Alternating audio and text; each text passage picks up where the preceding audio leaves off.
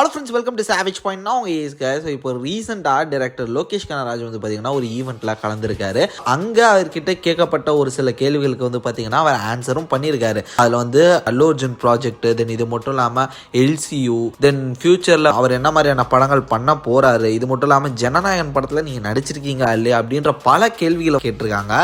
அதுக்கு வந்து பார்த்தீங்கன்னா அவர் கிளியர் அண்ட் கட்டாக அவரோட ஆன்சர்ஸை வந்து பார்த்தீங்கன்னா கொடுத்துருக்காரு. இது மட்டும் இல்லாமல் நம்ம ஒரு சில விஷயங்கள் நினச்சோம்ல, அதுக்கு ஏற்ற மாதிரியான ஒரு சில விடைகளும் கொடுத்திருக்காரு. ஸோ ஓவராலாக அவர் என்ன பேசியிருக்காரு அப்படின்றத பார்த்துலாம். இது மட்டும் இல்லாமல் அவரோட ப்ராஜெக்ட்ஸ் இப்போ எந்த லெவலில் இருக்குது அப்படின்றதையும் பார்த்துலாம். அதனால் இந்த வீடியோவை ஸ்கிப் பண்ணாமல் ஃபுல்லாக பாருங்க. வாங்க நம்ம வீடியோக்குள்ளே போகலாம்.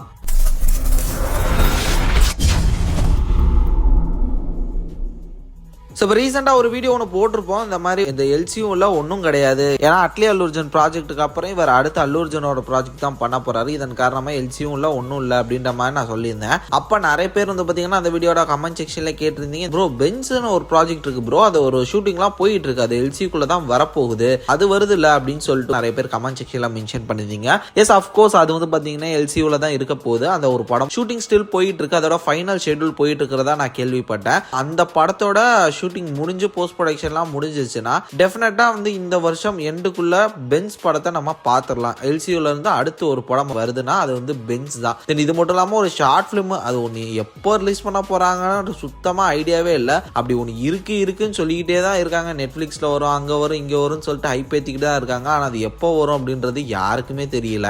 பட் பென்ஸ் ஃபிலிம் இந்த வருஷம் எண்டுக்குள்ள வந்துடும் அப்படின்ற மாதிரி சொல்லப்படுது. இப்போ டிசி அப்படின்னு சொல்லிட்டு ஒரு படத்துல லோகேஷ் கனகராஜ் நடிச்சுக்கிட்டு இருக்காரு ஹீரோவா. அந்த ஒரு ப்ராஜெக்ட் கிட்டத்தட்ட முடிகிற தருவாயில இருக்கு. அது முடிஞ்சதுக்கு அப்புறம் தான் அவர் வந்து ஆஸ் அ டைரக்டரா இந்த ஒரு வருஷம் வந்து டைரக்ஷன்ல இறங்குவாரு.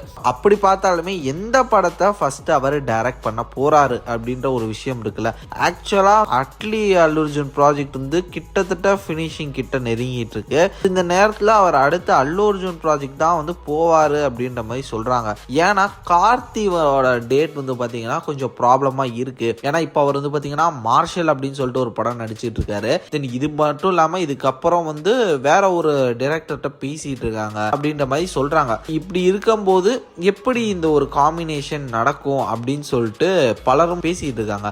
ஏன்னா இந்த வருஷமே ஷூட்டிங் ஸ்டார்ட் ஆகும்னா கார்த்தி அதுக்கு இந்த வருஷமே ஃப்ரீயா இருக்கணும், டேட் இருக்கணும். இப்போ அட்லி அல்லு அர்ஜுன் ப்ராஜெக்ட்டுக்கு அப்புறம் அல்லு அர்ஜுன் மேபி ஃப்ரீயா இருக்கலாம். இதன் காரணமா அந்த டேட்ஸ் அங்க போகுது அப்படின்ற மாதிரி தான் பலரும் சொல்றாங்க. நம்மளாம் யோசிச்சோம், இப்போ அட்லி அல்லு அர்ஜுன் ப்ராஜெக்ட் நடந்துட்டா அதுக்கப்புறம் வந்து நம்ம லோகேஷ் பண்ணிடுவாரு. இந்த ஒரு கேப்ல வந்து பாத்தீங்கன்னா எதுவுமே நடக்காது. எப்படி வந்து எல்சியூ இதெல்லாம் வந்து அடுத்து போகும், கிக் ஆஃப் ஆகும், அது அப்படியே போயிருமா அப்படின்னு நம்ம நினைச்சிருந்தோம். பட் என்ன சொல்றாங்கன்னா, நம்ம லோகேஷ் கனகராஜ் சொல்லியிருக்காரு, எல்சியூன்றது வந்து அதை நான் அப்படியேலாம் வேஸ்டாலாம் விட மாட்டேன், அது என்னோட கமிட்மெண்ட்ஸ். ரோலெக்ஸ்க்கான ஒரு ப்ராஜெக்ட், கைதி 2, தென் இது மட்டும் இல்லாம விக்ரம், இந்த மாதிரி எல்சியூல இருக்கக்கூடிய ப்ராஜெக்ட்ஸ்லாம் கண்டிப்பா வரும். அது வரிசையா இனிமே வந்துகிட்டே இருக்கும். இது வந்து என்னோட ட்ரீம் ப்ராஜெக்ட் அப்படின்ற மாதிரி மென்ஷன் பண்ணியிருக்காரு. எந்த ப்ராஜெக்ட் அல்லு அர்ஜுனோட பண்றாருல, ஸோ அந்த ப்ராஜெக்ட் லோகேஷ் கனகராஜோட ட்ரீம் ப்ராஜெக்ட் அப்படின்ற மாதிரி மென்ஷன் பண்ணிருக்காரு. ட்ரீம் ப்ராஜெக்ட் வந்து இரும்பு கை மாயாவி அப்படின்ற மாதிரி கேள்விப்பட்டிருப்போம். பட் அந்த ப்ரோமோ அந்த மாதிரியான விஷயங்கள், அந்த மாதிரியான ஸ்டஃப் இல்ல. என்ன மாதிரி இருக்க போகுது அப்படின்ற ஒரு கியூரியாசிட்டி இப்போ மேக் ஆகுது. ட்ரீம் ப்ராஜெக்ட் மீன்ஸ் இவர் இரும்பு கை மாயாவி தான் சொல்றாரு. ஏன்னா ஆல்ரெடி அது வந்து அமீர் கானை வச்சு பண்றதா பேசி அந்த ஒரு ப்ராஜெக்ட் ஷெல்ஃப் ஆயிடுச்சு. அந்த அளவு ஒரு பெரிய ப்ராஜெக்ட், அது வந்து ஒரு பெரிய பட்ஜெட் படம்னா டெஃபினட்டா இப்போ பெரிய பட்ஜெட்டை போட்டு படம் எடுத்து அதை வந்து திரும்பி எடுக்கக்கூடிய லெவல்ல இருக்கக்கூடிய ஒரு ஆக்டர்னா அல்லு அர்ஜுன் தான். அதன் காரணமா இது அல்லு அர்ஜுன் பிச் பண்ணியிருக்காரா அப்படின்னு தெரியல. அப்புறம் எதுக்குடா ஜங்கிள் அது இதுன்னு காட்டுறீங்க? இரும்பு கை மாயாவி ஸ்டோரியே வேற, என்ன மாதிரி இதை கோர்க்க போறாரு அப்படின்னு புரியல. ஆஃப்டர் திஸ் ப்ராஜெக்ட் அவர் எல்சியூக்குள்ள வர போறாரு, அதுக்கப்புறம் அந்த கமிட்மெண்ட்டை கம்ப்ளீட்டா முடிக்க போறேன் அப்படின்ற மாதிரி சொல்லியிருக்காரு. தென் இது மட்டும் இல்லாம போற போக்கலாம் ஜனநாயகன் படத்துல நீங்க ஒரு கேமியோ பண்ணியிருக்கீங்க அப்படின்ற மாதிரி கேள்விப்பட்டமே, அது உண்மையா அப்படின்னு சொல்லிட்டு கேட்டிருந்தாங்க. எஸ், அஃப்கோர்ஸ் நான் அந்த மாதிரி பண்ணதான் செய்றேன் அப்படின்றது அவரே வந்து பாத்தீங்கன்னா லைட்டா ஒத்துக்கிட்டாரு. அதன் காரணமா வந்து பாத்தீங்கன்னா ஜனநாயகன் படத்துல அட்லி, அதுக்கப்புறம் நெல்சன், லோகேஷ் கனகராஜ் இவங்க 3 பேருமே கேமியோ பண்ண ஒரு விஷயம் உண்மை அப்படின்னு சொல்லிட்டு நமக்கு தெரிய வருது. அப்படின்னு ஓவராலா நிறைய விஷயங்கள், நிறைய இன்ஃபர்மேஷன்ஸ் வந்து பாத்தீங்கன்னா இந்த இன்டர்வியூல கிளியர் பண்ணியிருந்தாரு. நம்மளே கூட நினைச்சோம் எல்சி அவ்வளவுதான், இதுக்கு மேல எதுவும் பண்ண முடியாது அப்படின்னு சொல்லிட்டு.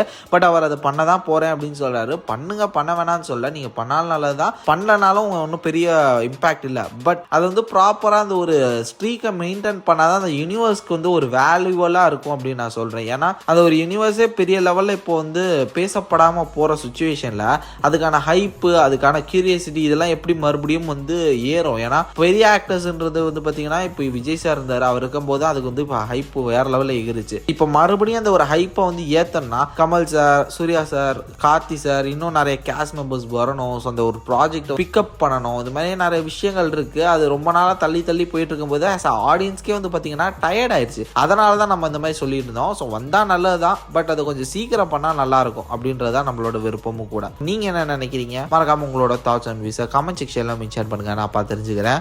சரி ஃப்ரெண்ட்ஸ், இதே மாதிரி தொடர்ந்து நிறைய இன்ட்ரெஸ்டிங்கான வீடியோஸ் பார்க்கறதுக்கு மறக்காம நம்ம சாவேஜ் சேனலை சப்ஸ்கிரைப் பண்ணி அந்த பெல் ஐக்கானை பிரஸ் பண்ணிக்கங்க. அடுத்த ஒரு இன்ட்ரெஸ்டிங்கான வீடியோலாம் நாளைக்கு மீட் பண்ணுற அது வரையும் tata bye bye, take care from A Square.